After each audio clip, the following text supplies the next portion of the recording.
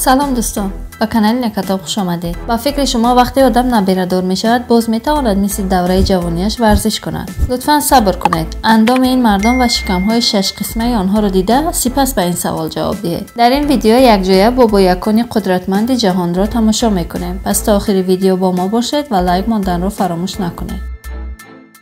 салом алайкум дӯстони азиз, хуш омадед ба канали Некатоб ва сарпаси барномаи имрӯзаи канали Некатоб. ин ширкати 1x мебошад ки силкаша ман дар аввалин комментария закрепит карда мемонам. касоне ки мефаҳмед ин чӣ ширката метавонед дуроен бозиҳотонро давом додан гирем ва промокоди некар истифода барем, ба шумо $100 бонус метиҳанд ки барои депозити аввал ба шумо хеле ёрдам мекунад. хайр дӯстони азиз, силка дар аввалин комментария закрепит кардагай. боқӣ монда видеоро тамошо мекунем. рафтем. خب میرویم سراغ یکمین بابایک خطرناک جهان، مانوهر ایک. شاید بدنسازی ورزشی مورد علاقه بسیاری آدمان نباشد، اما باید قبول کنیم که کسانی که بدنسازی میکنند عمری درازتر دارند. این سخن را باور ندارید؟ پس با مانوهر ایک شناخته شوید. مانوهر ایک بدنسازی بود که 125 سانتی متر قد داشت و سال 2016 در سن 104 سالگی از دنیا گذشت. به شک سبب عمر طولانی دیدنش رژیم خوراکی مناسب و ورزش کردنش بوده است. شاید با خود بگوید که او با این قد کوتاهش چخیل به فیتنس و بدنسازی مشغول می شده است. اساساً سبب به این ورزش روی آوردن او از یک بیماری سر شد. او در سن 12 سالگی به بیماری تب سیاه گرفتار می شود و برای آنکه سلامتیش را دوباره برگرداند به ورزش مشغول می شود. کم کم به ورزش های گوشتگیری و وزنه‌برداری شوق پیدا می کند. در دوره جوانیش با اجرای ورزش های جادویی درآمدی خوبی داشته است. مثلا در روی شمشیر می خوابید و یا نیزه ها را با گردنش کج می کرد. یکی از جالبترین کارهایش خم کردن آهن با دندانهایش بود که تماشابینان را تحت تاثیر قرار میداد.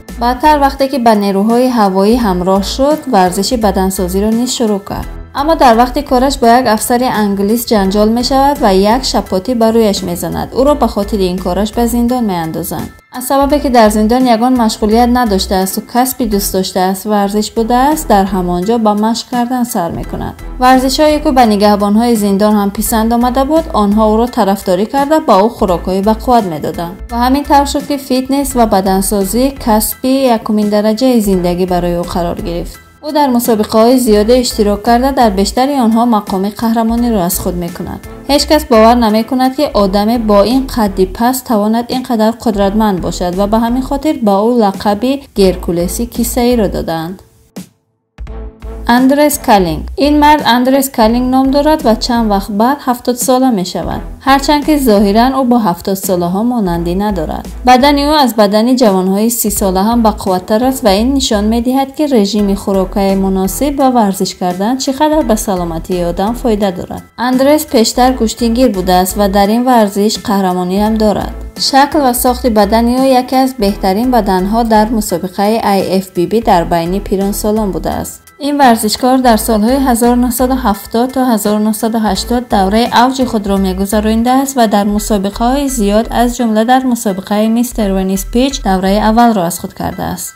همه ورزشکاران اندرس را میشناسند و انتظار بودند که بعد از به نفقه برآمدنش شکمی برآمده‌اش را ببینند. اما او سال 2011 دوباره به میدان برآمد و همه با دیدن بدنش حیرت زده شدند. بعضی از مردم خود را از ورزش دور کردن نمیتوانند. اندرس از سن 15-16 سالگی به ورزش میل پیدا کرده تا حال که به سن 70 میرسد هنوز هم در مسابقه‌های زودو و گوشتگیری اشتراک میکند.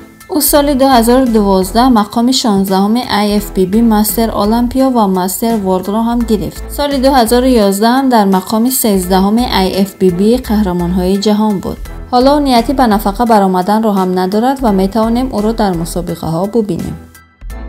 آرنولد شوارزنگر. با فکرم همه شما انتظار بودید که به این بخش ویدیو رسیم. آرنولد به سن 80 سالگی میرسد، اما وقتی بدنش را میبینید به این باور نمیکنید. او یکی از ورزشکارانی است که از دوره جوانی به این نماد ورزش وارد شد.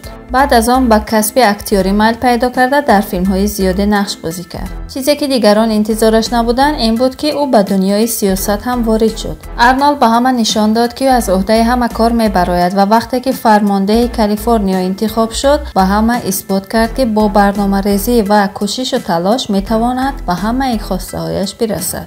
اگر صفحه های اینترنتی او و یا نزدیکانش را پیگیر شوید میبینید که هنوز با این سن و سالش به ورزش مشغول است. هرچند که از دوره جوانیش تا حال فرق زیادی کرده است، اما هنوز هم با یک دست میتواند که آدم را از زمین بردارد.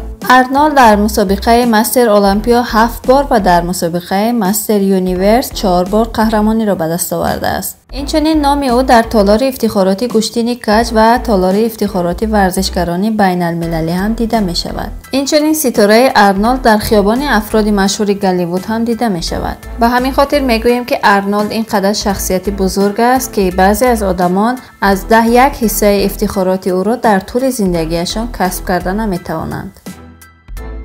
سام براین جونیور کی میگوید که همه بدنسازان از جوانی به این ورزش مشغول می شوند. داستان زندگی سام براین جونیور به ما نشان می دهد که هیچ وقت برای سر کردن کار دیر نیست.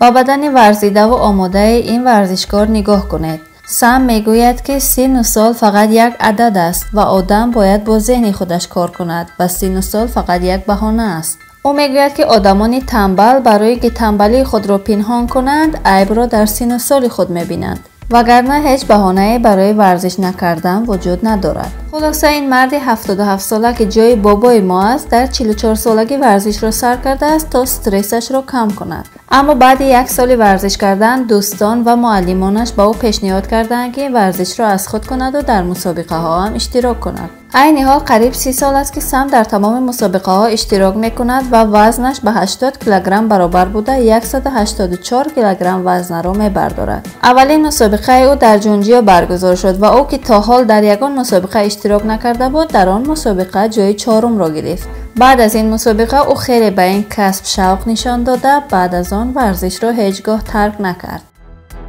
سرژ نوبریت یکی از بدنسازان افسانه‌ای است که در طول زندگیش کارهای زیادی را کرده، در همه کسب‌هایش به مقام استادی رسیده است.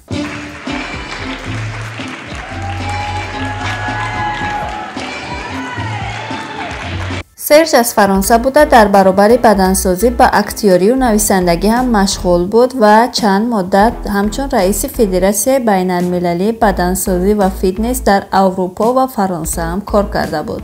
اینچنین او تنها بدنساز جهان است که توانسته است در 4 فدراسیون 6 مقامی قهرمانی را به دست بیارد. به همین خاطر به او لقب پلنگ سیاه را داده بودند. در سالهای 1950، 60 و 70 او بهترین بدنساز بود که کسی به خاک پایش نمی رسید. اما متاسفانه سال 2011 در سن 72 سالگی از دنیا گذشت. حتی در لحظه مرگش هم بدنش نسبت بدن دیگر ورزشکاران ورزیده تر بود. سرژ سال 1960 به فدراسیون بین المللی بدنسازی همراه شد و در مسابقه خوشبدنترین مرد دنیا در مونتریال قهرمانی را به دست آورد. اما این تنها قهرمانی او نبود. او اینچنین در مسابقه های میستر یونیورس، میستر ورلد و میستر المپیا قهرمانی را از خود کرده بود. او در سن 65 سالگی بدنی ورزیده و بقوتی داشت و در مسابقات جهانی که سال 2003 برگزار شد بدنش را برای باری آخر به نمایش گذاشت. اینچنین او رژیم خوراکی عجیبی داشت. هر روز باید 1800 گرم گوشت اسب را میخورد که شاید به این خاطر بدنش به قوت شده بود. جفری لایف هم از آن بدنسازان است که از جوانی این کار را سر نکرده است و یک بار تصمیم گرفته است که کسب خود را عوض کند. دکتر جفری لایف در سن 60 سالگی به باشگاه وارد شده تصمیم میگیرد که بدن خود را آب و تاب دهد. او قبل از آنکه به ورزش مشغول شود از بیماری دل و دیابت قند رنج میبرد. جفری میدانست که باید روش زندگیش را عوض کند وگرنه مشکلات زیادی را پیش رو خواهد داشت. به همین خاطر رژیم خوراکش را عوض کرد و به ورزش مشغول شد. او از قوت دهنده های تستوسترون هم استفاده کرد و با این راه توانست که تیزتر موشک‌هایش را به قوت کند.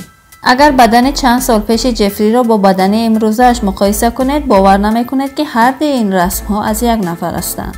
او در یک هفته چند روز به باشگاه می رود و از خوراک‌های استفاده می برد که در ترکیبشان پروتئین و کربوهیدرات زیاد دارند. او نان نمی خورد و مشروبات استعمال نمی کند. او می داند که از تقویت کننده های تستوسترون استفاده کرده است و این ریسک پروستات را بلند می بردارد، اما الکی انتخاب خود را کرده است. او در پیش خود 2 راه دارد، یک ورزش کردن و ریسک بیماری سرطان و دیگر ورزش نکردن و ریسک بیماری‌های دل. او از این دو وریانت یکم را انتخاب کرده است و می‌خواهد باقی مانده عمرش را با ورزش گذراند. جیم آرینگتون پیرترین مرد بدنسازی دنیاست. او در ایالت کالیفرنیا در امریکا زندگی می‌کند و سالهای طولانی است که در مسابقه‌های گوناگون اشتراک می‌کند.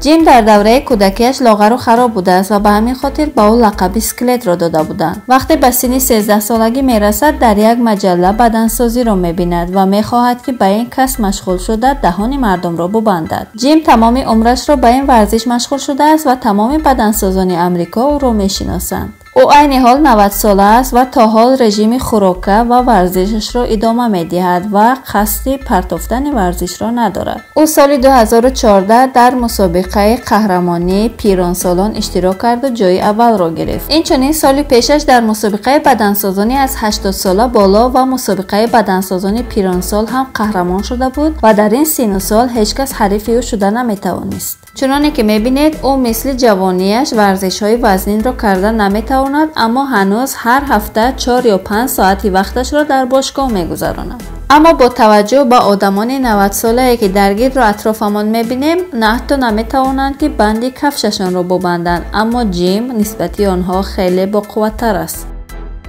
تشکر که تا آخر ویدیو با ما بودید. نظر شما درباره این بدنسازان چیست؟ حتما به کانال ابونه شوید و لایک ماندن را فراموش نکنید.